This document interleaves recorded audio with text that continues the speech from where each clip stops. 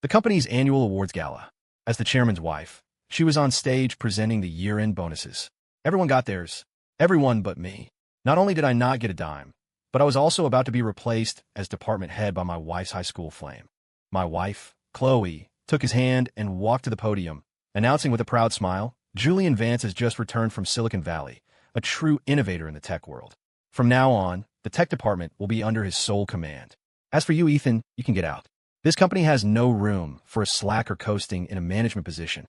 In a heartbeat, I took my latest patent and accepted a position at the National Advanced Research Institute.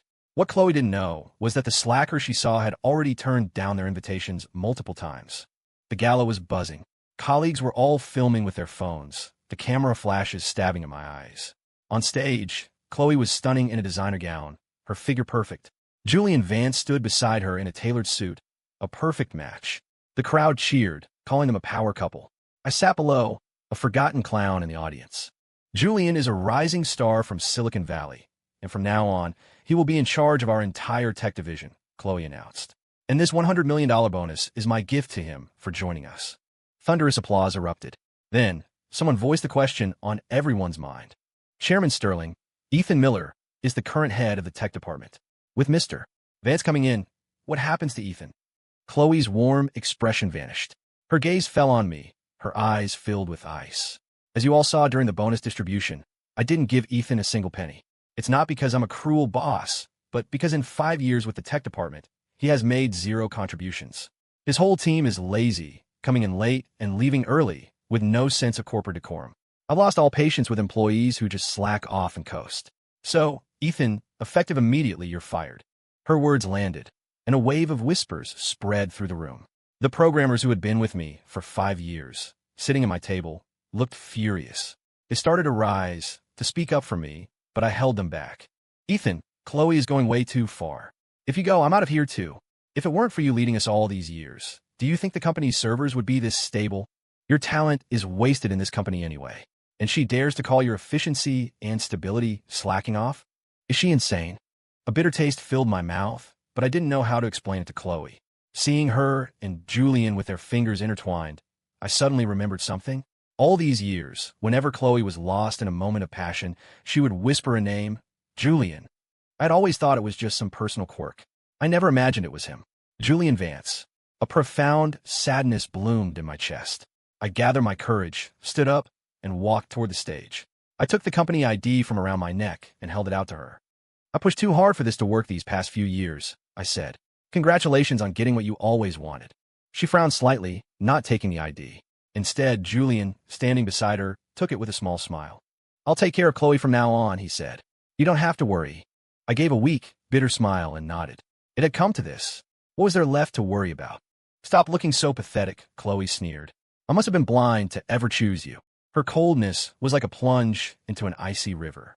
She seemed to have forgotten how I'd been by her side through all the tough years of building the company from the ground up. When investors rejected her, I was the one who swallowed my pride and smoothed things over. When her proposals were criticized, I stayed up all night helping her revise them. When the company was struggling financially, I sold my own patents to keep it afloat. All of it, every single sacrifice, was now reduced to me being pathetic. Our daughter is still at home. Go back early and put her to bed, Chloe said, her voice dropping so low that only the 3 of us on stage could hear. And from now on, you're not working. You'd better handle things at home so they don't distract me. If Sophie becomes a problem for me, don't blame me if I start to think you don't even have value as a father. You wouldn't want things to get to the point of divorce, would you? My face went pale. I felt sick to my stomach. Actually, I managed to say, a divorce doesn't sound so bad. Chloe's expression froze for a second before she regained her usual confident composure. Fine, you draw up the papers.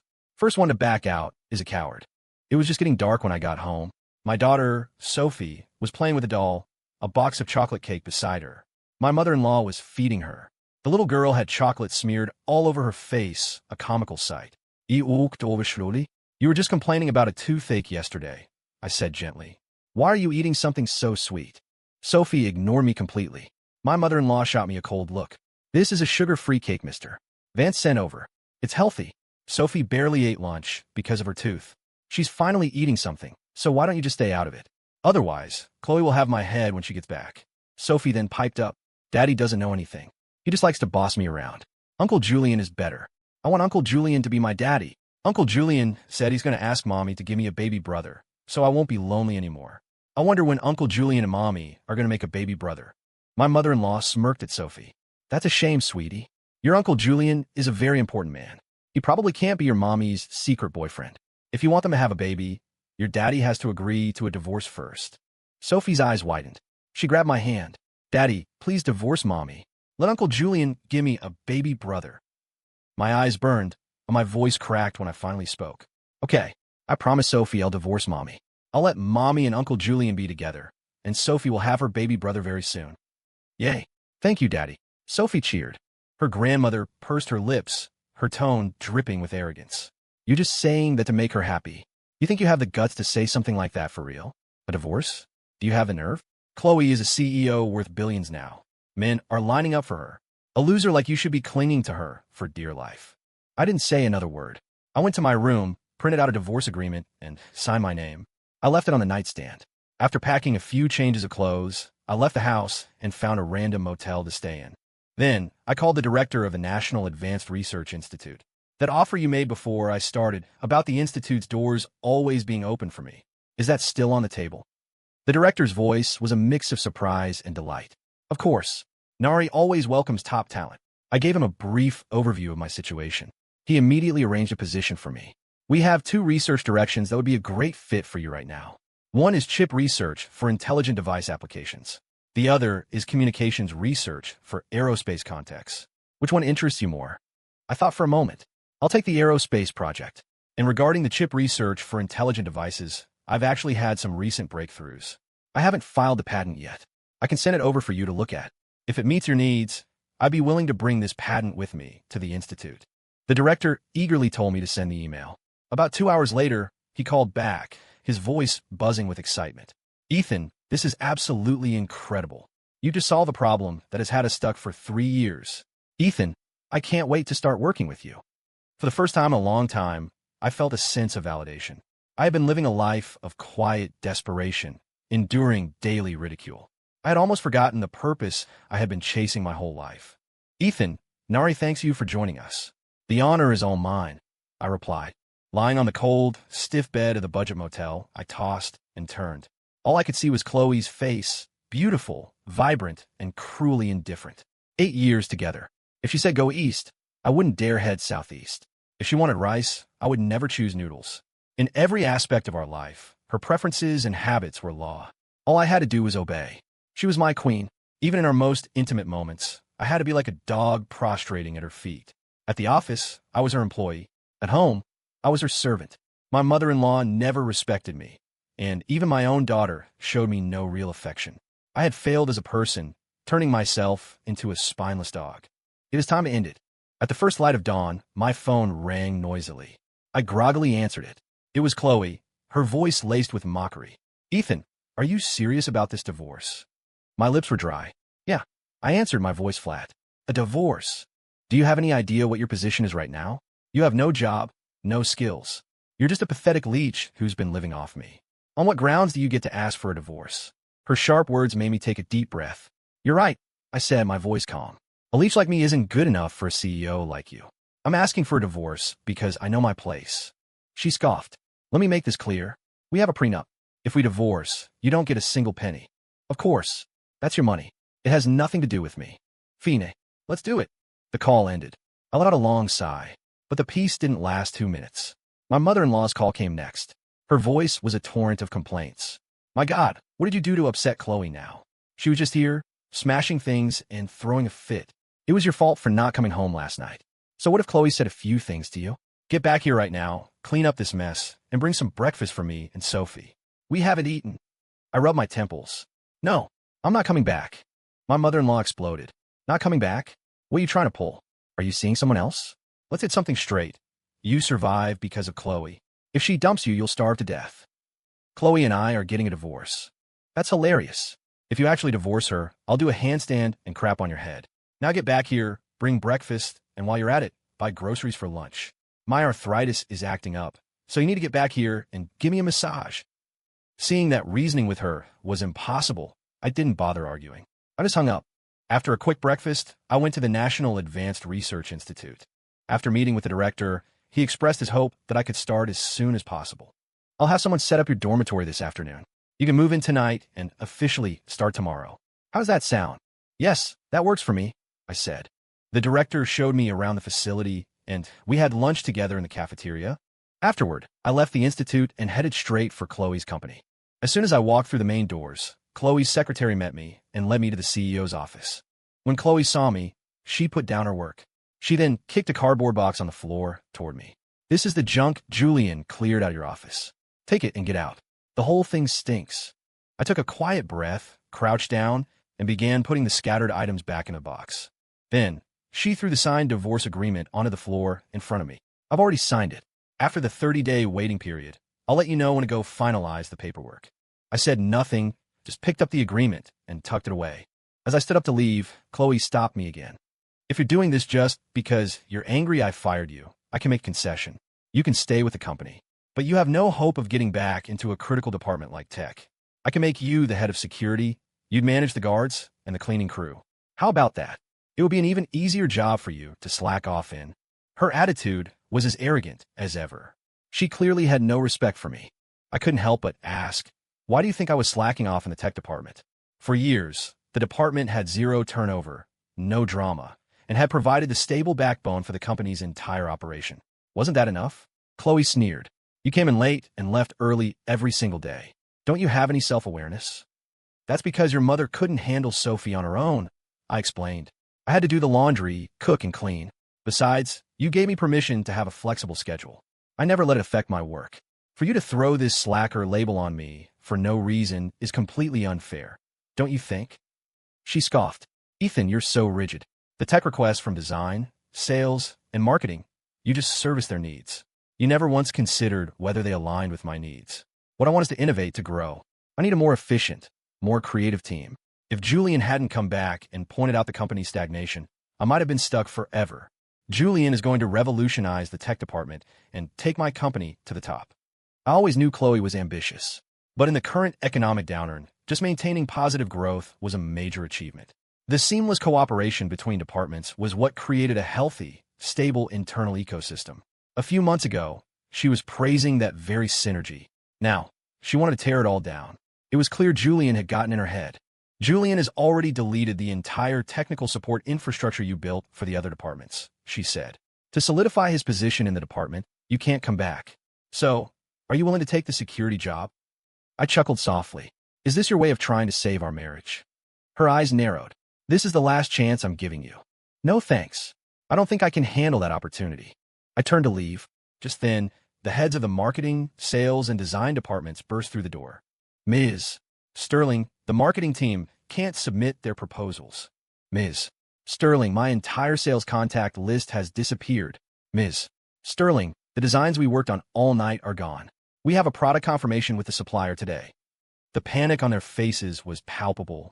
Chloe, however, remained calm. Don't worry, Julian will handle it. She pressed a button on her desk phone to call him. But on speaker, all we heard was a mechanical voice. We're sorry, the number you have dialed is not in service. In an instant, Chloe's face froze. She shot up from her executive chair, stumbling as she tried to walk around her desk. The three department heads rushed to support her, their anxious voices overlapping. Ms. Sterling, who is this Julian guy really? Could he be a mole from a rival company? Or is he a corporate spy? The company's entire system is in chaos. They all hurried out. I followed behind them, wanting nothing more than to get in the elevator and leave.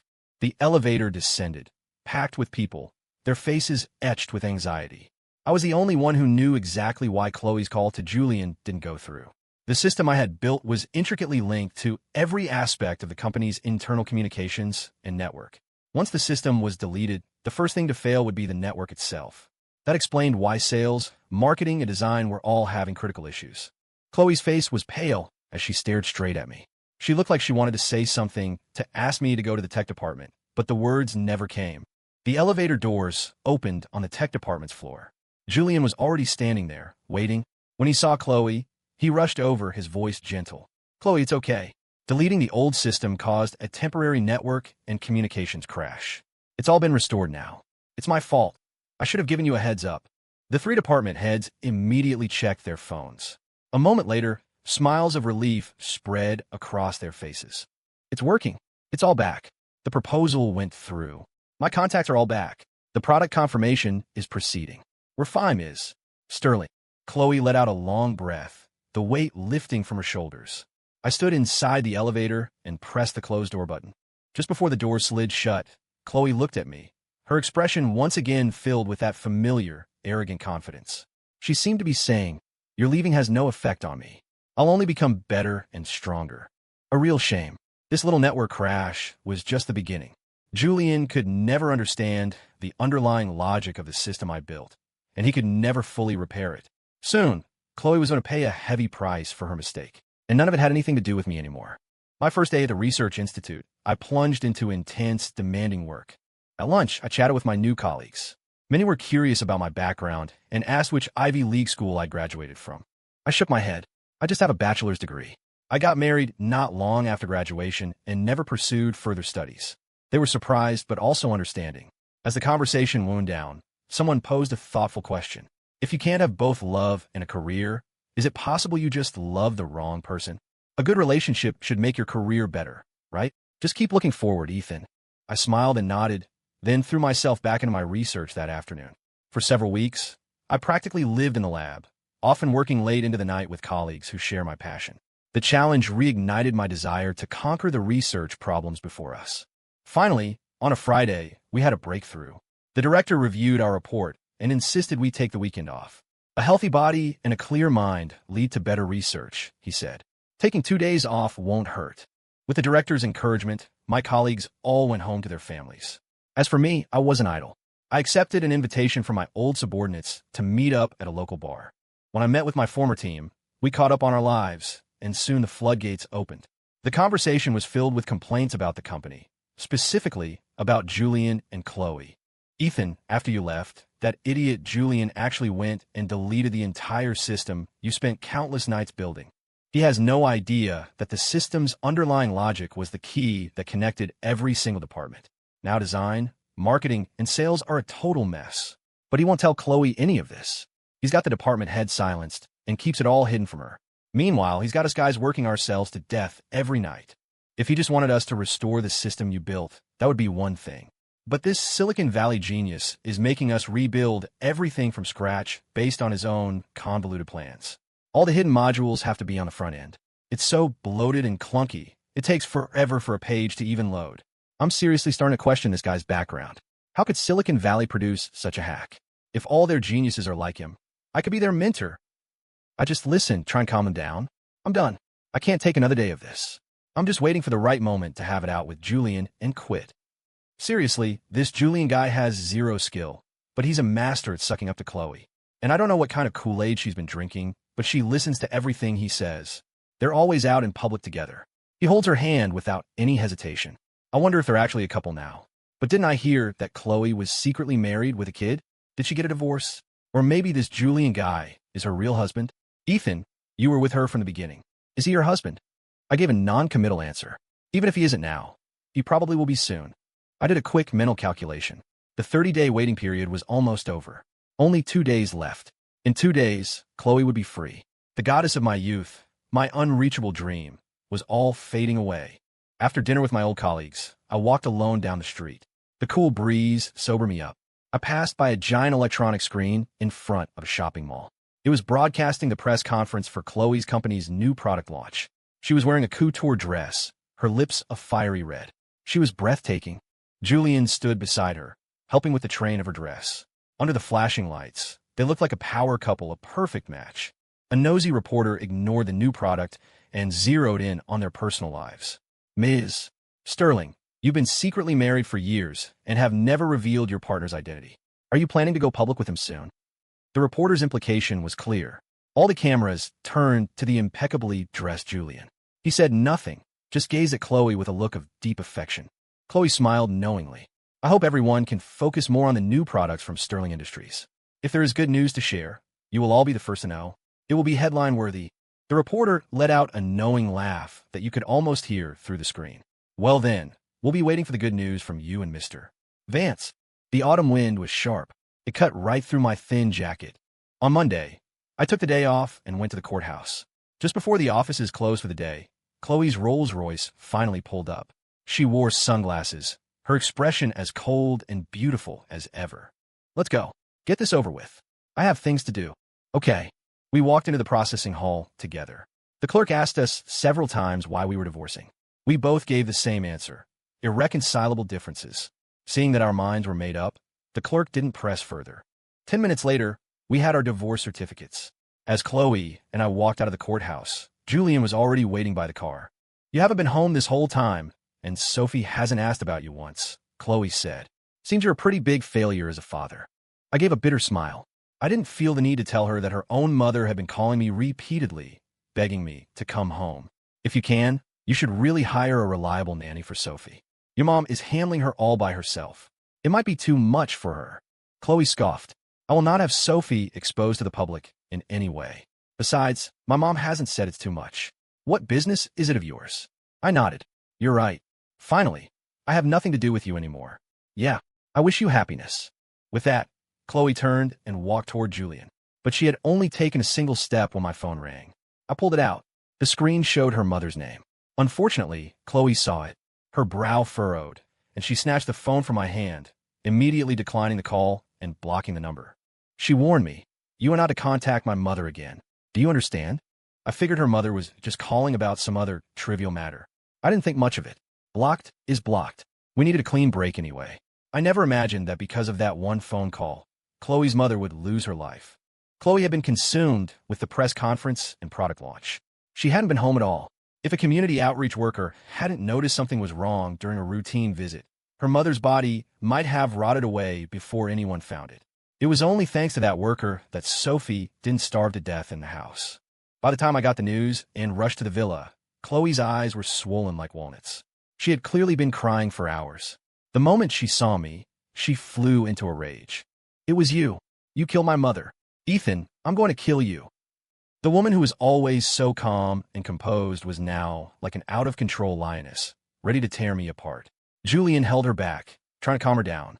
She pointed at me and screamed at the police officers on the scene. "It was this man. My mother called him for help multiple times, and he ignored her. Arrest him. Give him the death penalty." A police officer looked exasperated. "Ma'am, the cause of death is very clear.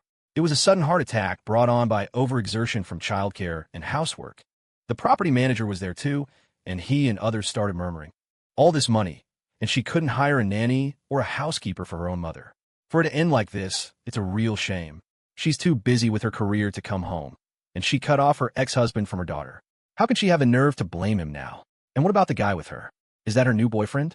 Off having fun with him while her own mother is left to care for the kid, completely neglected. What kind of daughter and mother is she?" Hearing the whispers around her, Chloe started screaming. "What do you know? Shut up. All of you, just shut up." The property staff didn't want to anger a resident, so they finished their business with the police and left. I didn't want to argue with Chloe. I just went with Sophie in the ambulance to the hospital. At the hospital, after being treated, Sophie was physically fine. But as soon as she saw me, she started to cry. It took a long time to calm her down.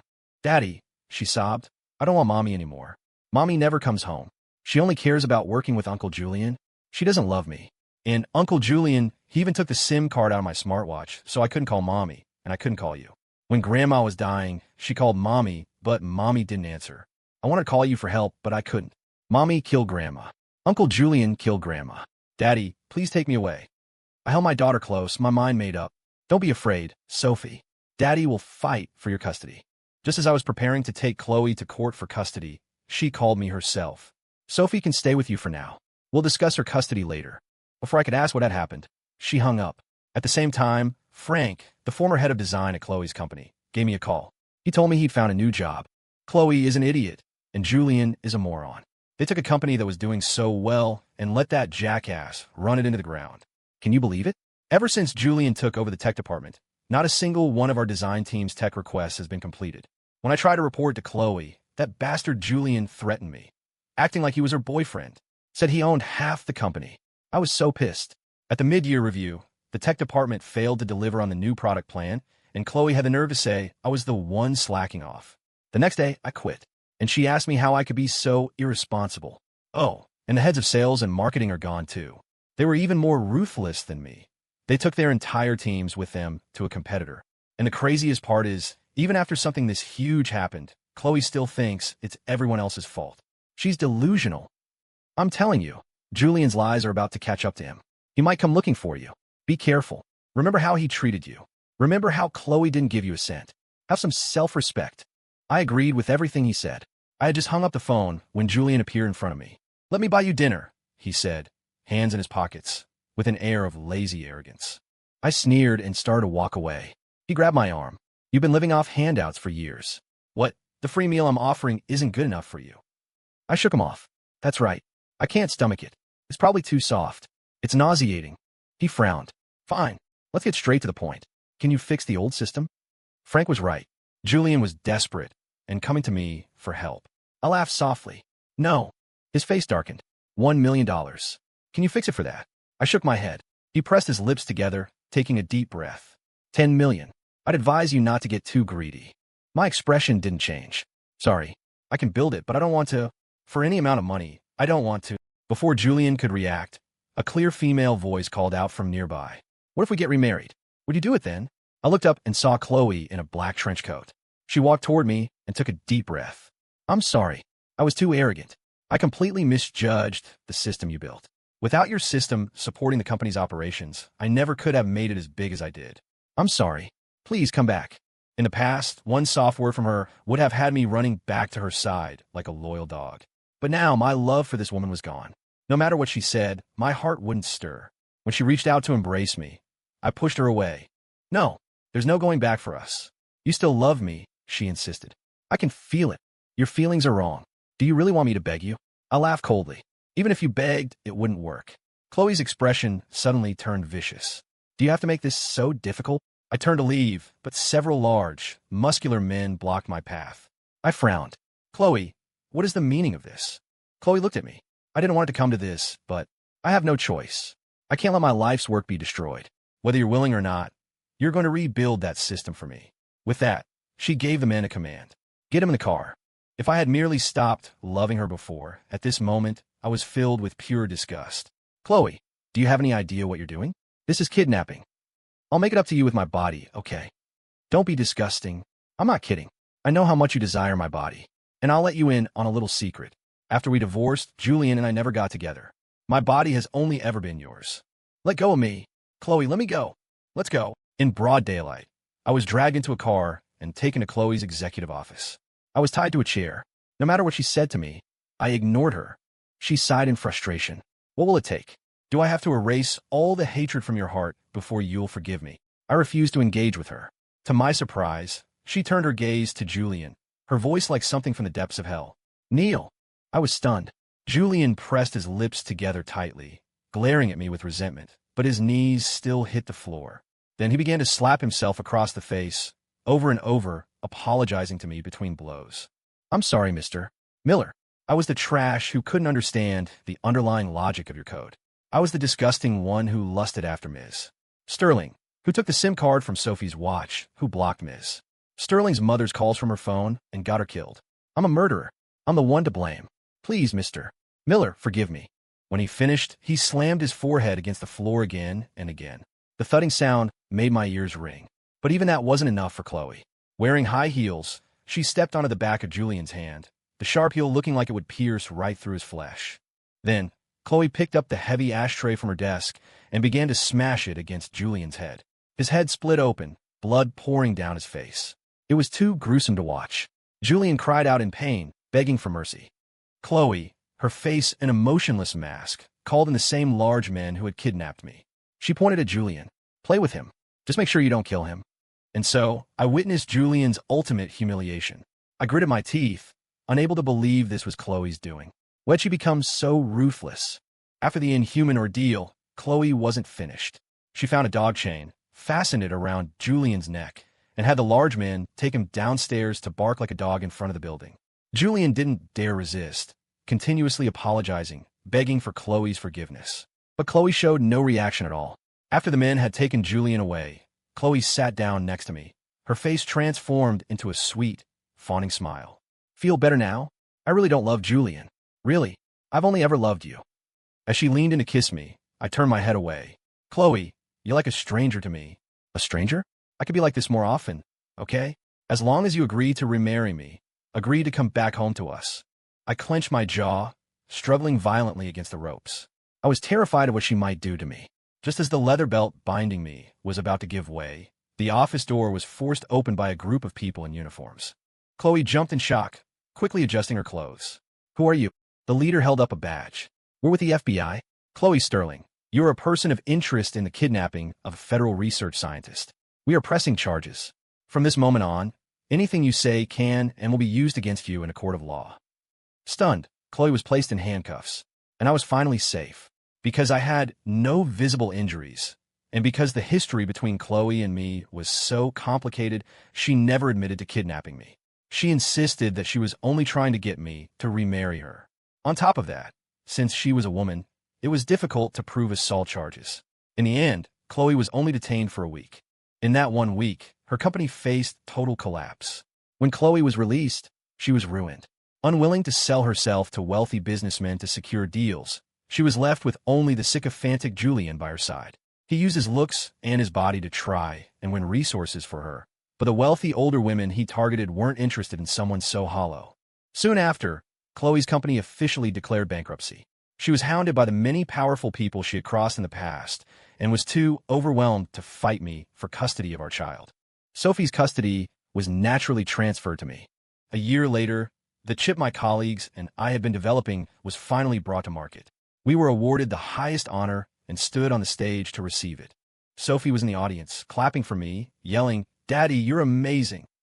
To better focus on my research, I took Sophie abroad for a 20-year period of study and work. By the time I returned, I was covered in accolades. Occasionally, I would meet up with old friends. They told me everything that had happened to Chloe. They said that Chloe and Julian did get married and had a child together. Julian had hustled to secure her first round of seed money, and Chloe quickly made a comeback. But she grew too greedy. She decided Julian was no longer good enough for her and planned to leave him for a wealthy tycoon. The day Chloe asked for a divorce, Julian snapped. He stabbed her to death. When he came to his senses and realized the horror of what he had done, he took their child and jumped from the roof of their building. Sophie asked me, "Who was Chloe?" I smiled gently. "Just someone I used to know. Not important."